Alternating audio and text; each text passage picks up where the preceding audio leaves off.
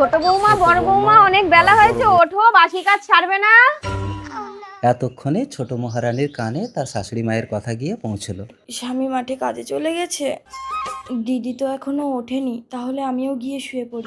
বাস এই হলো পারিবারিক হিংসা। ও বড় বৌমা, ওঠো গো, অনেক বেলা হয়েছে, তোমার শ্বশুর এসে খাবে।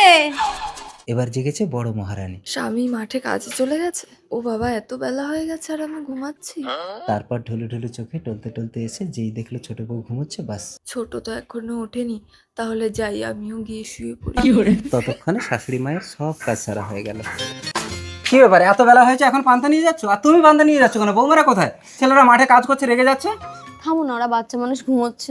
ঘুমোচ্ছে? এখন বেলা 10টা বাজে, এখনো ঘুমোচ্ছে? বড় বৌমা, ছোট বৌমা। হ্যাঁ বাবা।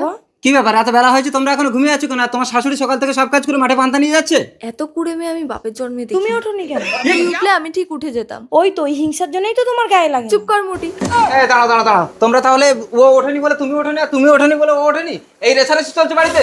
শোনো, কাল থেকে যে লেট করে উঠবে তার সারাদিন খাওয়া বন্ধ, একটা কথা বলে দিলাম।